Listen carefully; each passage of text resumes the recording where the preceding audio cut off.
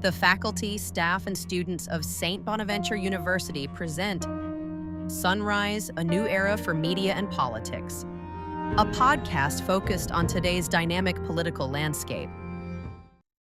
Welcome to Sunrise. My name is Rich Lee. I'm a professor in the Gendoli School of Communication, and I'm also executive director of the Gendoli Institute. This is the second of three podcasts in which we're going to explore the changing dynamics of media and politics. And with me to help, unpack this really complex topic is Dr. Ben Gross, an associate professor in the Department of Sociology and Criminology, Olivia Frances Gray, a communications, social justice, and advocacy major here in the Gendoli School, and Dr. Pauline Hoffman, an associate professor in the Gendoli School. It's no secret that the influence of legacy media has been declining for a number of years now, but I think we saw in the last presidential election, it became more pronounced, and I think even more pronounced in the most recent election cycle. So we're kind of in a new world, and we can do what a lot of people do. We can debate, is this a good thing? Is this a bad thing? But I fall back on one of my favorite quotes, and it's from a fictional television character, Don Draper from Mad Men, who said, "Change is neither good nor bad. It just is, and you kind of have to deal with it." So, Ben, I'm going to start with you as a sociologist. I mean, what does this new world we're living in mean for politics, for government, for media, for all of us as citizens? Yeah, in the 21st century here, we're in this sort of media landscape and this ecosystem in which we have these choice mediums of both mass and social media simultaneously as a part of our everyday lives. And there's often no guidance as to how to use those mediums and no formal training with the technologies. And we're often on our own to sort of navigate our way through and try to make sense of complex world events, try to understand the actors that are involved, trying to make sense of the things that are happening around us. So it leads us to the potential to be prone to misinformation, to conspiracy theories, to a sense of vitriol or political division. So we're trying to understand a very complex, polarized, emotional time period through the lens, through these various lenses, and where we're trying to make sense of the world, and we're often left to our own devices to try to make sense of these complex events and situations. Okay, I'm going to get back to Pauline in a second on this information, disinformation, but I'm interested in Olivia's perspective as a younger person. We're talking about this as if it's a new world, and for people of your generation, it's not a new world, it's just what you grew up with. hmm Yeah, for sure. I mean, I personally like for my being in like my generation, like media, like you said, like is something that we kind of just like grew up with.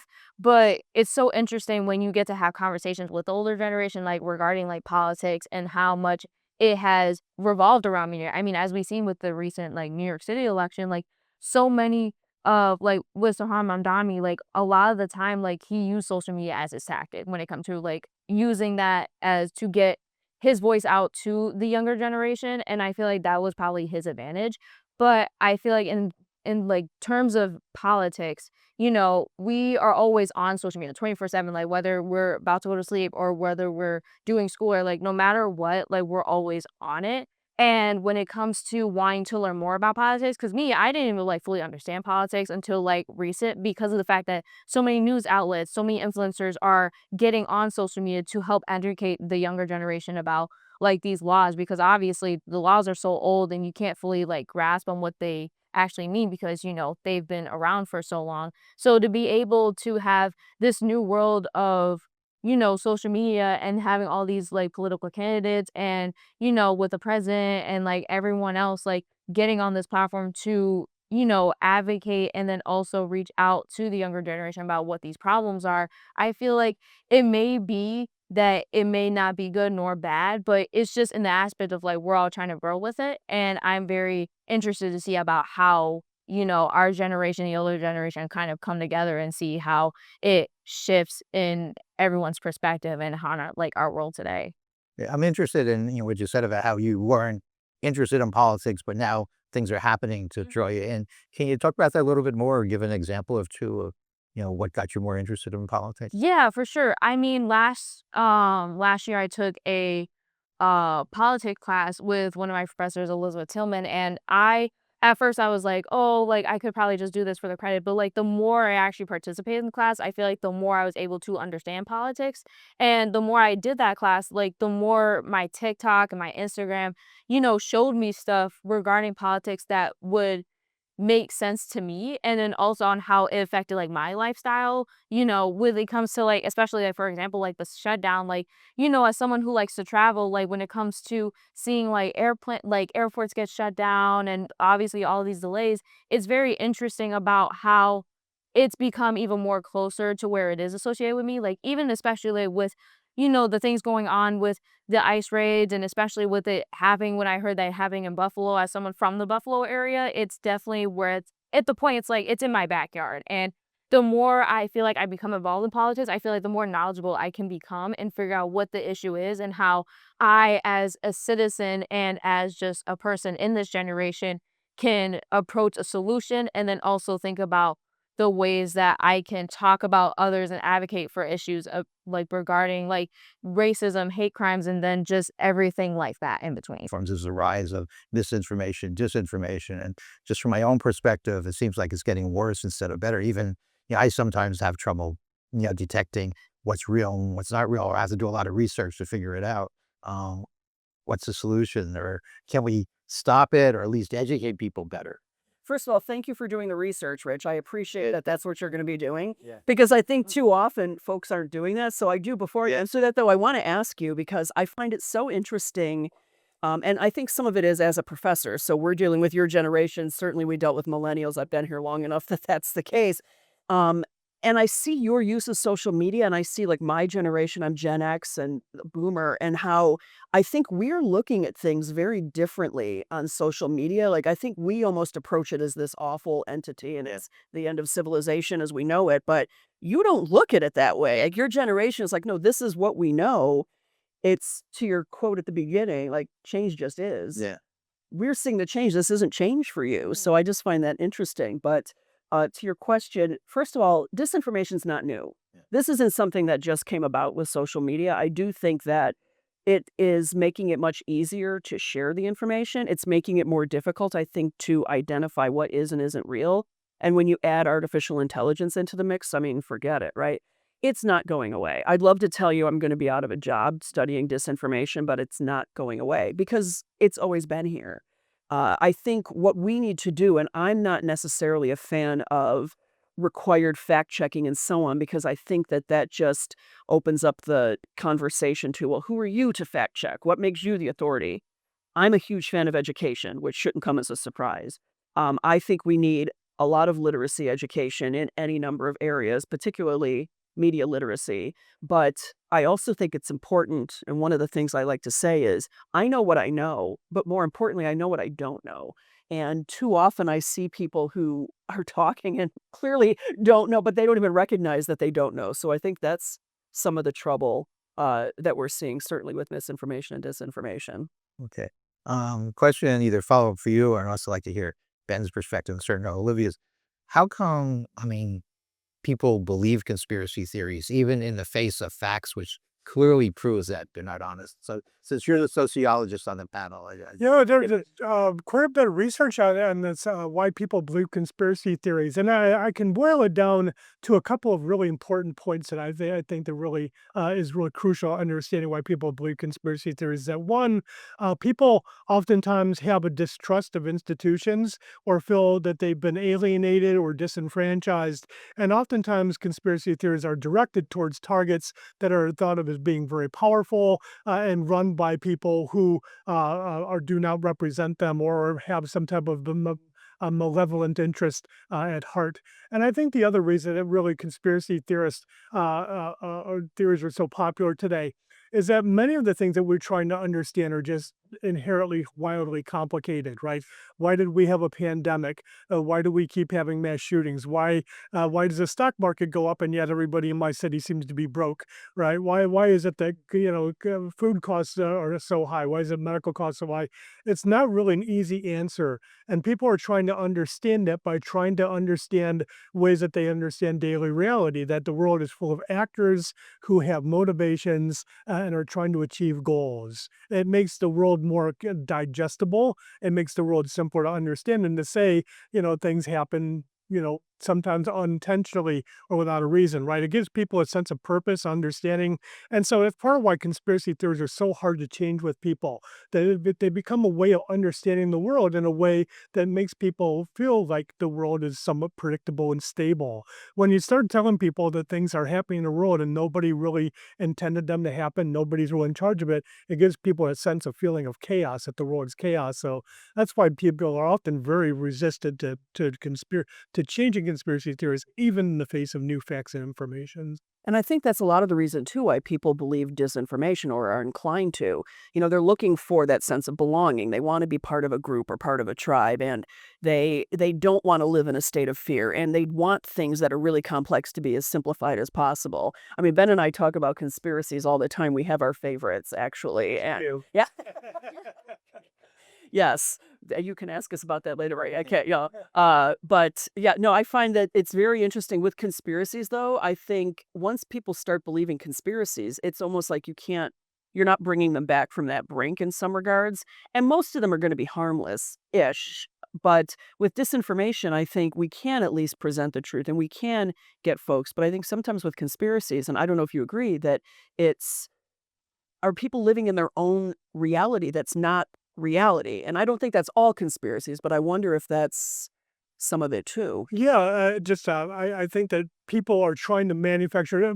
If I could back step one step here, sociologists try to understand the human beings in general try to make sense of their world. They're trying to understand the social environments that they live in, and so conspiracy theories help people gain to that. And it again gets back to your idea of like trying to like there's a certain emotional incentive to try to say like this is how I understand the world. But there's again part of that sense making, as we were talking about earlier today, actually, is of looking for patterns, right? Sometimes people are trying to find relationships that maybe simply are not there. And they're trying to find relationships to try to make sense of things. And are often imposing, properties or traits to institutions or leaders that are not necessarily true.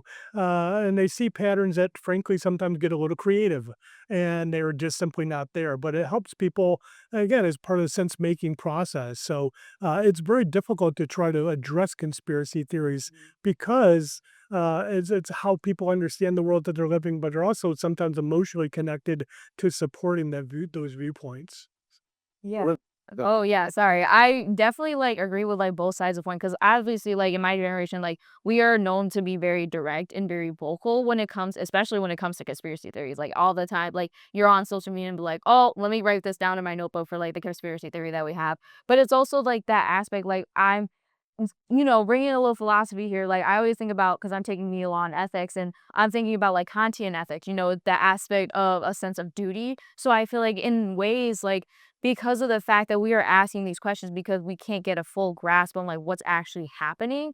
And then it's also like we are trying to ask the questions that we feel like no one else is asking. So it's in that sense, they're probably thinking about the aspect of, is this our duty to ask these questions so that way we can get the proper answers? Because at the end of the day, especially with like the virus and stuff, like during the pandemic, we were all questioning like, what's our world going to look like, 10 to 15 years from now? Because obviously being a younger generation, like, we see the pandemic and stuff going in history books and we're looking at it. It's like we lived through that and we didn't expect to live through that. But obviously we had to shift like along with everyone else. So it's the aspect of like when it comes to conspiracy theories, especially like the political ones, all we do is that we're using that sense of duty to think that we're trying to ask the questions that no one else is asking because we're trying to find the answers that we want.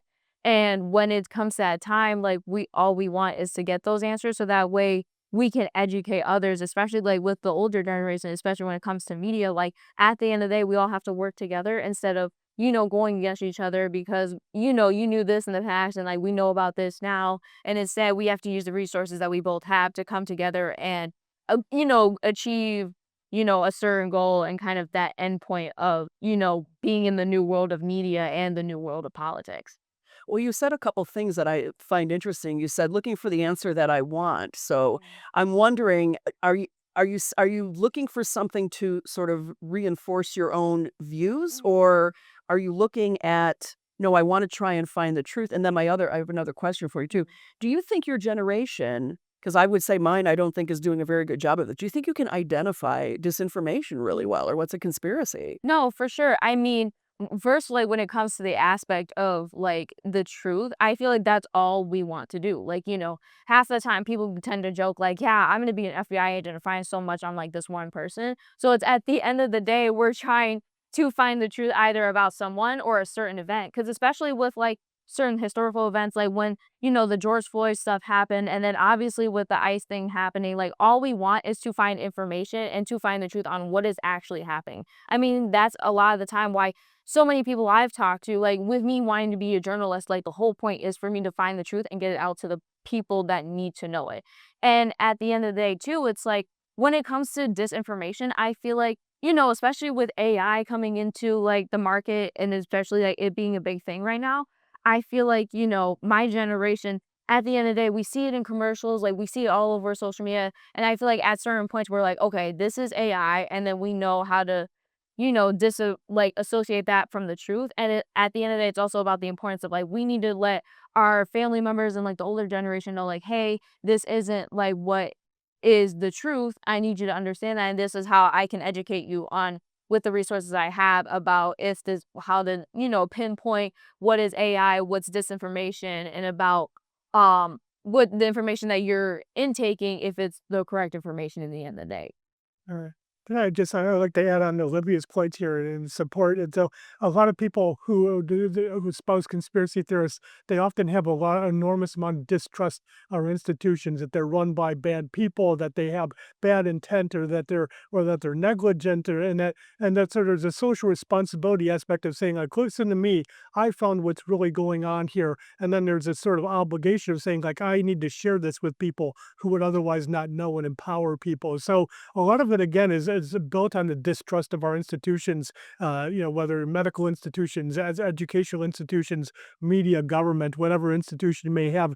There's a certain lack of trust that this institution is purposely giving you the information you need, and whether or not whether it's your responsibility to share the truth that you have found through your own knowledge and your own research, and try to share that to empower people. And there's something to be said for that too, I think, related to disinformation. One of the things that we talk about is understanding why people are believing so that you can better share information if that's what you need to do. If you need to persuade somebody to do something, or, talk them off a particular ledge, there's something to be said for that trust, but also the trauma that could be personal trauma, it could be cultural trauma or intergenerational trauma, that we have a lot of organizations and a lot of groups of folks who have really good reasons not to trust medicine, for example, or not to trust the government. And I don't think that we should just sort of toss that aside. I think it's important for any of us to make sure we understand why people believe. Doesn't mean we're endorsing that and that we agree with why they do that, but that's going to better help us understand. I mean, the last thing we want is to paint people as stupid or they just don't know. That's ridiculous, because just because you don't know what I know or I don't know what you know doesn't make either one of us stupid. We all are coming from different perspectives, and I think that's important for us to remember, whether it's disinformation or conspiracy theories or generational, because I love that you're talking about how you want to try and help us old people. But I get bothered because I feel like too many people in our generations kind of look down and say, well, what could you possibly know? You don't have the experience. And I think that's a mistake, because again, we're all bringing things to the table that I think are going to be a benefit, certainly. For sure. I mean, definitely, like I said too, it's like because you guys have like when with the aspect of the law is like because it's so much old language, like you guys are like, okay, yeah, like I completely understand this, like this is what I grew up with. And then you have our generation with obviously with media where we're just kind of like, oh, we're not fully understanding this. Maybe you can help me interpret it. And then I can use my resources to help interpret it in a certain way so that my own generation can understand. So I think it really is at the end of the day, it's like putting all our heads together. And I feel like that's a lot more what needs to happen in both like the community and like in our area, that all generations need to come together and look at the big picture and be like, okay, this is what I know and this is what I can use from your knowledge and everything that you've learned in like the new age to make a consensus about what is actually happening nowadays. And I think if we need to talk to each other and communicate with each other, because I think it's really difficult to dislike a group of people if you're sitting in front of them and having a conversation with them, right? I think it's incredibly important that we certainly do that for sure. Yeah. It's great. I'm hearing a lot of optimism here, I'm going to throw a monkey wrench into the discussion. We don't want to hear it. Yeah. Sorry, we're done. I'm the host. I get to do this. Um, I think we've all had the experience of, as we said, sharing something with someone who's believes something that's wrong and showing them, no, you're wrong, in more polite terms, which is what the facts are, and that person's simply not believing you. What do we do in a case like that? Do we give up? Do we try again? Well, I think that it depends on, okay, how bad is it? Is it really bad if they believe X, Y, or Z? I know. But if you really need them to believe, you need to figure out where they're coming from. I think that's really important. So if you're going to come to me and try to persuade me, I want facts. Yeah. But that's not for everybody. Some people want you to tell a story that they can relate to that should be based on some facts, I should hope. So it really is, okay, stepping back, taking a look at the situation. Why are they believing, understanding why they're believing, and then thinking about what it is that's going to persuade them. I mean, one of the things I say with people who create disinformation, they're doing all the right things. Like they know who the audience is, they know what message they need to create to send, they know what channels to use. I mean, take out the evil and lying, but we all need to be doing that too. So I think listening and hearing is so important, and they're not the same, right? Because I can listen and then, just wait for you to stop moving your lips and I can jump in, right? But that's not truly, I'm not hearing what you're saying. So I think that helps. But then also, you know, check your own ego, because maybe you're wrong, or maybe they're giving you a perspective that you hadn't thought of that you can then maybe, try and find some information to help. But you don't have to do everybody. Like the holidays are coming, I know, and that's what everybody wants to know. They're like, oh my gosh, how do I get through a Thanksgiving dinner? Sometimes, find some common ground. Is there something else you can talk about? My brother and I are about as polarized as possible. And it's like, we have a moratorium. We're not talking about certain topics, and we'll play games. We'll do puzzles. We'll talk about, past Thanksgiving mishaps or whatever it might be. But try and find something that you can all agree on, I think. Now, if it's something detrimental that you need folks to really pay attention to, maybe you do need some facts. Maybe you do need a story. Maybe you do need some emotion or something that you need to pull in. It's really going to depend on who you're speaking with and working with. Yeah, I think, working together on a topic, not a controversial one, helps. The story I tell you may have heard it going during one of the presidential elections, I think it was 2 or 3 ago. There was a debate at the Olean Library between supporters of Obama, and I think it was a Mitt Romney election. For 2 hours, people screamed at each other. And there were so many people there, they had to set up folding chairs in another part of the library, and the library had to be closed at a certain time. So the library director came out at like 5 to 9, whatever, and said, thank you, we're going to have to close up. And all these people who had been screaming at each other 2 hours cooperated. They got the chairs, they put them back in the racks together. And I sat there, Ann was with me, and I said, this is what democracy looks like. They can get the room together. So, there is some common ground there. Sometimes it's tough to find it. Sometimes. And you can agree to disagree sometimes too. Again, if it's not detrimental. Right. Yeah. Yes. AI has come up a couple times in the conversation, but let's, talk about, what that means for the future. I know it's going to make disinformation a bit, tougher. Olivia, you seem to be the one putting a positive spin on everything. So how do you see AI helping out media and politics in the future?